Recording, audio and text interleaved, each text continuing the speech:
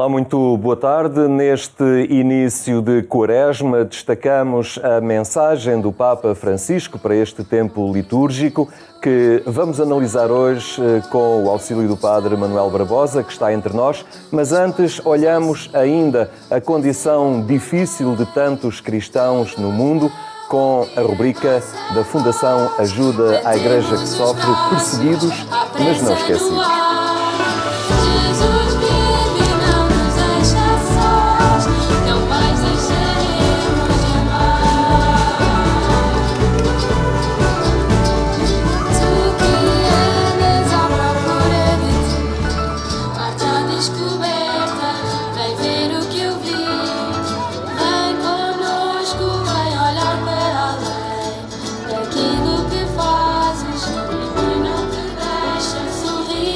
Daqui a dias, 15 de março, muitas pessoas vão à igreja de São João, em Lahore, para rezar, para prestar homenagem a um jovem que nessa data, há 7 anos, deu a vida para salvar a vida de dezenas e dezenas de fiéis que estavam a assistir à missa nesse dia, nesse domingo.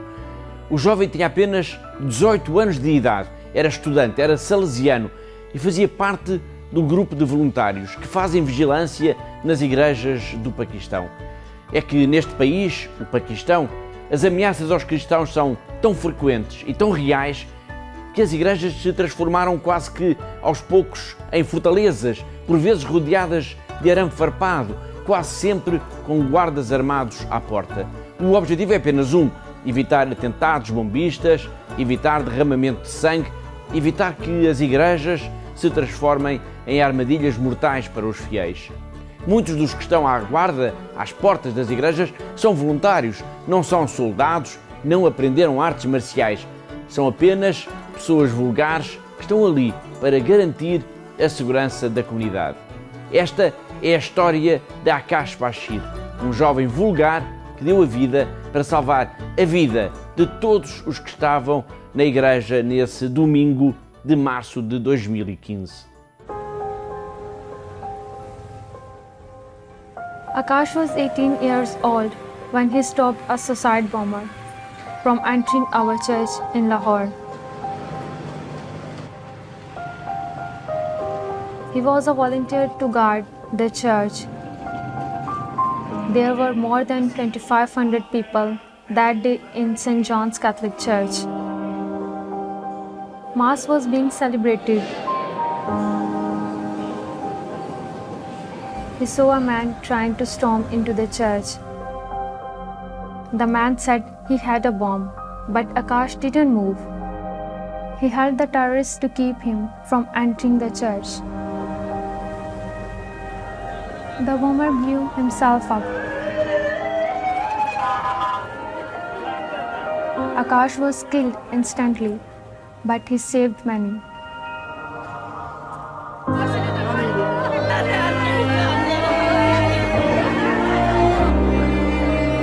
It was an act of love. Akash was a young Catholic like me. He also experienced harassment, threats, and discrimination just for being a follower of Jesus. Akash, that like the martyrdom of many other Catholics in Pakistan, is our inspiration to endure until the end. In St. John's Parish, even after the attack and death of Akash, we have over 800 baptismas a year. We might be a poor church in resources, but we are rich in faith and love. I wonder if I could do the same as Akash. Even to convert to Islam would make our lives easier, but we don't. Every time I think of his death, I remember St. John's Gospel. There is no greater love than to lay down one's life for one's friend.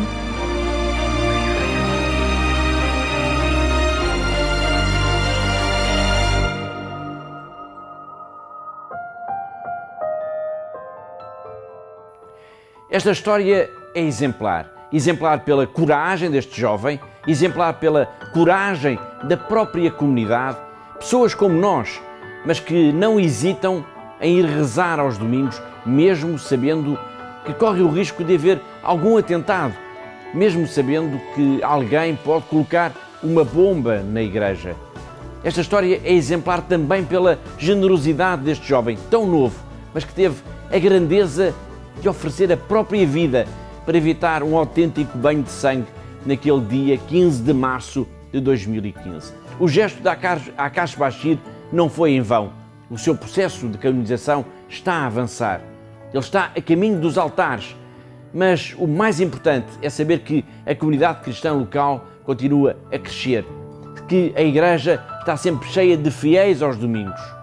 Esta história é a confirmação de que o sangue de mártires é sempre semente de cristãos. Todas as semanas marcamos encontro aqui, porque há uma igreja que precisa da nossa ajuda.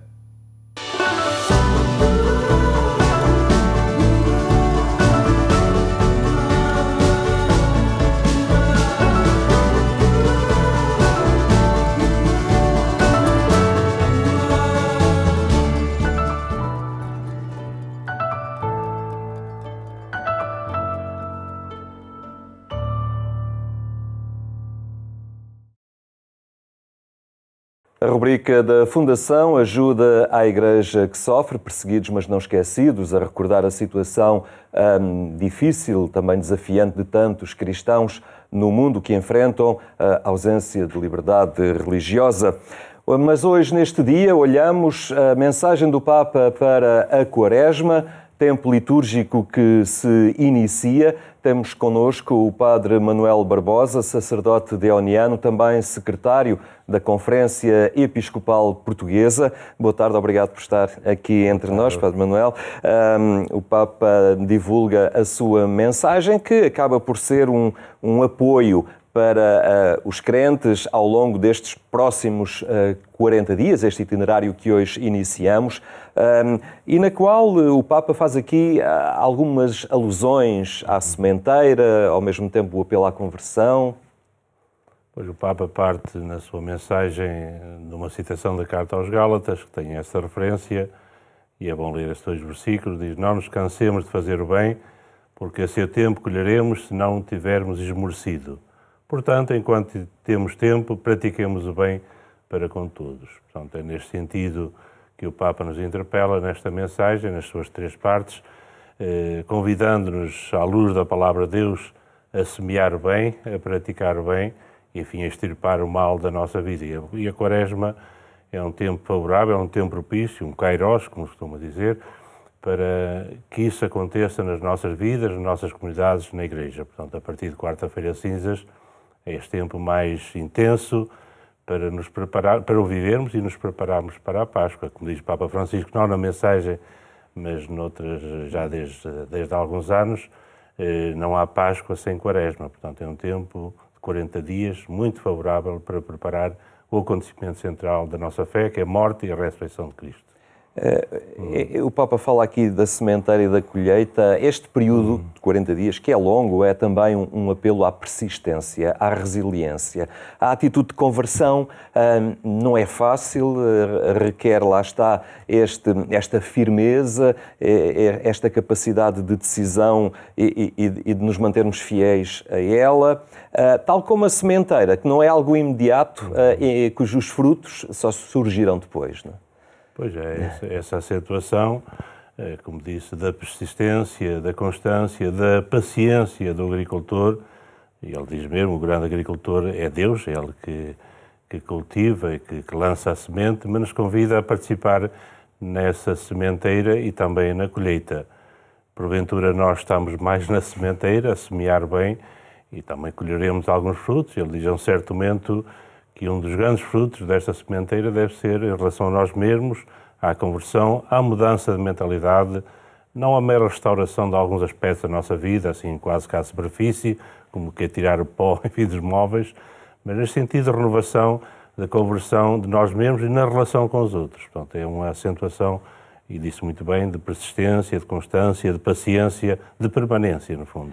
Ele apela mesmo a não nos cansarmos de fazer o bem, porque realmente a prática das obras boas é aquilo que nos coloca em atitude coerente desde logo com o batismo recebido, como tal é essa a via, mas depois isso implica também o fugir dos egoísmos, dos fechamentos, não é? Projeta-nos irremediavelmente para o outro e é assim que deve ser. Sim, no centro da sua mensagem, que é a segunda parte, ele começa por referenciar, e há 3 tópicos que ele diz, face à situação que nós vemos, que diz face à amarga desilusão de sonhos desfeitos, e este tempo de pandemia se calhar não tem contribuído muito para isso, é a situação que vivemos, face à inquietação dos desafios a enfrentar e face ao desconsolo da pobreza de meios à nossa disposição, face a tudo isso, onde nós estamos no mesmo barco, como ele diz, recorda isso muito bem, e não nos salvamos sozinhos, só nos salvamos com os outros e com Deus. Ele diz que a tentação, muitas vezes, diante disso, é o tal egoísmo individualista. Egoísmo já era tudo, mas ele acrescenta egoísmo individualista e a indiferença. Noutras partes, o Papa Francisco diz que a indiferença mata, a indiferença é o túmulo da caridade cristã, uma expressão do Papa Francisco, noutras intervenções, para dizer que o ser indiferente, o sermos egoístas, não vai ao encontro, naturalmente, desta prática do bem a que somos convidados. É um reforço da dimensão comunitária, também a ganhar expressão por estes dias em que as comunidades cristãs se reúnem em assembleias sinodais, não é? Esta sinodalidade de construção e de caminho de igreja é também, ao fim e ao cabo, este caminho, digamos, para a conversão de cada um e para o crescimento de cada um, não é? Gosto muito dessa ligação à fase sinodal que estamos a viver, a fase diocesana, e é uma graça de termos a Quaresma, precisamente em cheio, a meio deste tempo da fase diocesana sobre o Sino 2021-2023. E os 3 tópicos que vêm do Evangelho, enfim, que são habituais na nossa vida toda e na Quaresma, que é a oração, o jejum e a caridade, ou a esmola, ou a partilha, como quisermos dizer, tudo isso tem que estar presente nesta fase sinodal, nesta escuta do Espírito, na escuta de uns aos outros, nesta auscultação para a renovação da Igreja, sempre à luz do Espírito. Portanto, estas 3 grandes dimensões que estão bem presentes na mensagem da tal oração, do rezar, do escutar, de fazer jejum de tanta coisa que nos estorva e não nos deixa escutar autenticamente a Deus, escutar os outros e ler também os acontecimentos à nossa volta e de termos uma prática de caridade, a prática do bem, assim, no sentido da partilha, e desculpa a expressão, não a esmolinha que se dá só para aliviar as consciências, tudo isso cai muito bem nesta face diocesana que estamos a viver do Sínodo. Há aqui também um dado curioso nesta mensagem que tantas vezes é comum, entra já no imaginário coletivo, associar o período da Quaresma à prática do jejum e da abstinência de determinadas coisas, e assim efetivamente. Aqui o Papa acrescenta a questão dos meios digitais, não é? Hoje há quase um consumo excessivo desta realidade, não que seja má em si, mas às vezes de um certo alinhamento em que nos coloca, uma certa absorção excessiva, e ele convida-nos a fazer caminho também por aí, no sentido de olhar mais para o outro e não tanto estarmos fechados nestes ambientes. Aliás, as 3 indicações fundamentais, que é a oração, o jejum e a prática da partilha, da esmola ou da caridade, portanto, estão bem acentuados numa dimensão da renovação, numa mudança de mentalidade. Muitas vezes tomamos isto como mais do mesmo, como uma prática que se faz aqui e ali, ou enfim, uma ação, sem ir ao fundo da questão, sem ir ao coração, sem ir ao centro da mensagem cristã. E essa referência, quando ele fala do jejum, é muito interessante, quando ele diz não que nos cansemos de extirpar o mal da nossa vida, ligando ao jejum, e fala da dependência dos meios de comunicação digital, que empobrece as relações humanas, portanto, quando são tomados assim, não tomados no sentido para que eles servem, e ele convida-nos a expressão da mensagem a cultivar a comunicação humana integral. Isto vem já da Fratelli Tutti, da encíclica, mas ele repete aqui, a cultivar esta comunicação humana integral, os encontros reais, o face-a-face. A pandemia não tem permitido muito, e os meios digitais são fundamentais e continuam a ser para esta comunicação entre nós, também na Igreja, e temos bem aproveitado muito bem esses meios digitais, mas quando ficamos por aí perdemos esta relação humana, este encontro face a face, a prática da caridade efetiva na proximidade, no encontro. Pronto, é preciso naturalmente atender e cuidar disso tudo. Já agora, na parte final, o Papa, parte final deste número 2, ele dá-nos 3 verbos, que são 3 verbos da ação. E diz que a Quaresma é tempo para, ligando a tudo isto. E os verbos é procurar, chamar e visitar. Eu gostaria só de elencar, porque me parecem importantes como atitudes. Não são novas, mas são de renovação para nós. Procurar e dizer-lhe, isto é, não evitar quem passa necessidade. Depois chamar, não ignorar quem deseja atenção e uma boa palavra. Depois visitar, isto é, não abandonar quem sofre solidão. E sabemos quanta gente vive na solidão e precisamos de atender isso. E por fim, aí muito rapidamente, a seu tempo colheremos se não tivermos esmorecido. E mesmo que se tivermos esmorecido, o que é o que pode muito bem acontecer, o Papa diz que Deus é generoso em perdoar e que não percamos tempo em voltar para Ele. Portanto, é animador também este final de mensagem. Sim, porque é fácil a gente esmorecer, as situações levam-nos a isso, mas essa generosidade que Ele nos convida a ter e a ligação das 3 práticas. Há uma frase, não sei toda de cor, mas quando ele diz, não nos cansemos de semear bem, e diz que o jejum prepara o terreno, a oração rega o terreno e a caridade fecunda o terreno. Esta ligação intrínseca entre as 3 formas, que só pode ser assim, nos ajuda a viver este tempo com generosidade e já agora com alegria, porque a Quaresma é um tempo de alegria.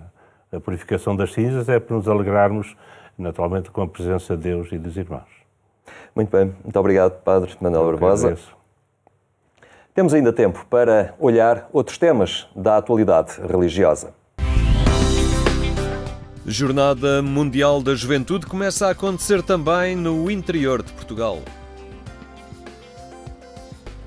De terra em terra, os símbolos da Jornada Mundial da Juventude vão ao encontro de todas as pessoas. Desta vez, o ponto de encontro foi na Comiada, uma freguesia bem no centro de Portugal, perto da Sertã, onde se descobrem rostos mais idosos e também famílias jovens, crianças que se deixaram surpreender pela chegada de uma carrinha com uma cruz e a imagem de Nossa Senhora. A Comiada é uma freguesia que pertence aqui ao concelho da Sertã, nesta zona centro de Portugal. Temos o Centro Geodésico de Portugal aqui mesmo ao lado, em Vila de Rei, e a Sertã é o concelho vizinho onde estamos. Esta é uma das freguesias do concelho da Sertã. Com algumas crianças, com alguns casais novos, com dinamismo, com gente nova também, com várias gerações, sim, mas ainda tem aqui muita gente a residir. E foi junto desta população que se anunciou a realização da Jornada Mundial da Juventude, em agosto de 2023, em Lisboa. A presença dos símbolos tem esse objetivo: convocar para a participação no encontro do Papa com jovens de todo o mundo.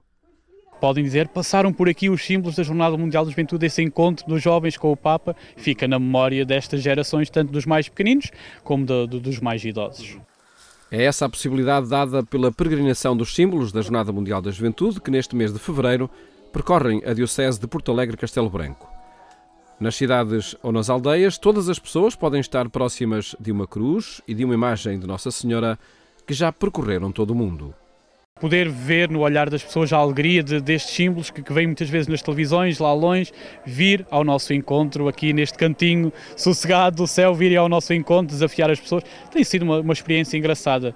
Já passámos pelo Instituto Vaz Serra, em Sarnais do Bom Jardim, celebrámos na paróquia de Sarnais do Bom Jardim, agora estamos aqui na Comiada e durante a tarde estaremos na Vila da Sertã também, com o encontro com as escolas e com o lar da Santa Casa da Misericórdia. No Lar da Misericórdia e depois na escola, a presença dos símbolos aponta para a realização da jornada e coloca os locais por onde passa no mapa global de mais de 3 décadas de história de Jornadas Mundiais da Juventude. Com Cristo Jesus queremos dar, queremos estar dispostos a sim, fazer como a mãe. Todos vão ouvir a nossa voz, batemos os braços, à pressa no ar. Jesus vive, não nos deixa sós, não mais deixaremos de amar. Tu que andas à procura de ti, parte à descoberta, vem ver o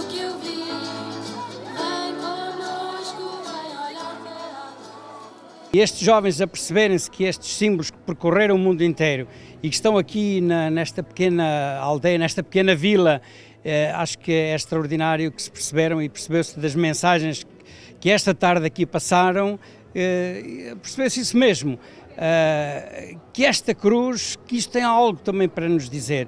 É importante, não é uma cruz qualquer. E estarem aqui estes símbolos é relevante porque, por um lado, é uma forma de começar a envolver os jovens que frequentam a escola, eles começarem a ouvir falar sobre estes assuntos, e também é importante para as pessoas mais idosas, não é?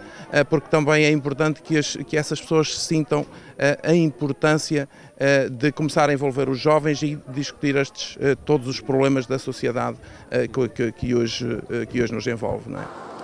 É esse o propósito que convoca não apenas organizações religiosas para a realização de uma Jornada Mundial da Juventude.